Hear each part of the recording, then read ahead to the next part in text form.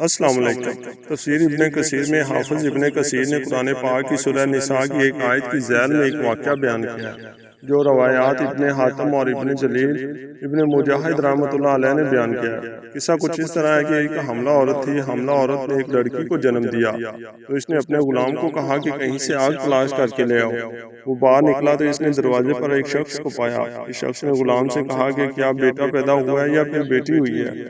ملازم نے کہا کہ بیٹی پیدا ہوئی ہے۔ اس شخص نے غلام کو آگاہ کیا کہ یہ لڑکی 100 آدمیوں کے ساتھ بدکاری کرے گی۔ 100 آدمیوں سے زناکاری کے بعد اس سے پیدا ہونے والی لڑکی کی شادی تمہارے ساتھ یعنی اپنی ماں کے غلام کے ساتھ ہوگی۔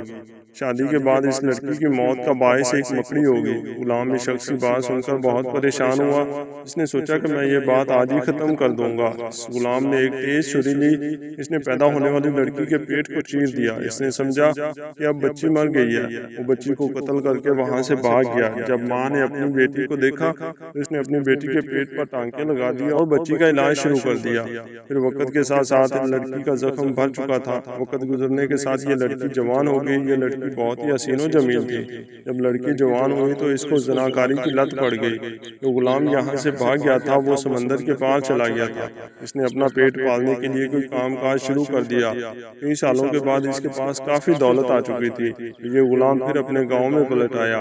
یہ غلام ایک بڑھیا سے ملا اور اس نے کہا کہ کسی حسین و جمیل لڑکی کے ساتھ میری شادی کرا دو، میں آپ کو اس کا معاوضہ عطا کر دوں گا۔ وہ بڑھیا اسی لڑکی کے پاس گئی تو وہ لڑکی بھی نکاح کے لیے راضی ہو گئی۔ جب نکاح کر کے وہ غلام اس لڑکی کو اپنے ساتھ گھر لے گیا، میاں اور بیوی میں بے حد پیار و محبت تھا۔ ایک دن لڑکی اپنے شوہر سے دریافت کیا کہ تم کون ہو، کہاں سے آئے ہو؟ غلام نے اپنی بیوی کو سارا قصہ بیان کر دیا۔ میں کئی سال پہلے اسی گاؤں میں ایک گھر میں غلامی کرتا تھا۔ میں نے ایک بچی کا پیٹ چیر دیا تھا جس کی وجہ سے میں یہاں سے بھاگ گیا۔ پھر کئی سالوں بعد میں دوبارہ یہاں آ گیا۔ میری شادی آپ سے ہو گئی۔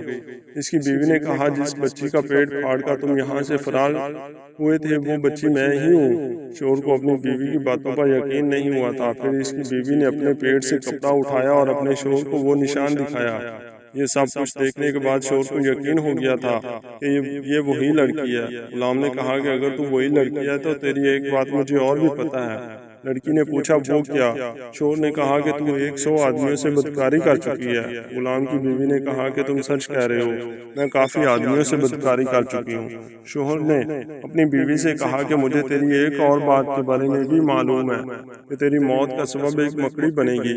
شوہر کہنے لگا کہ مجھے تم سے بے پناہ محبت ہے جس کی وجہ سے میں تمہیں کیے گئے سارے گناہ معاف کرتا ہوں، لیکن میں چاہتا ہوں کہ اب تمہاری موت نہ ہو۔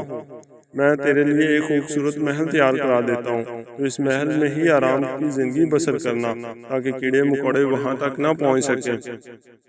شوہر نے ایک بہت ہی خوبصورت محل تیار کرایا، ایسا خوبصورت محل کہ جس کے کمرے میں مکڑی کے جانے کا سوال ہی پیدا نہ ہو۔ ایک دن دونوں میاں بیوی بیٹھے ہوئے تھے کہ اچانک چھت پر ایک مکڑی نظر آئی۔ عورت نے مکڑی کو دیکھتے ہی کہا کہ یہ مکڑی میری جان لینے کے لیے یہاں آئی ہے۔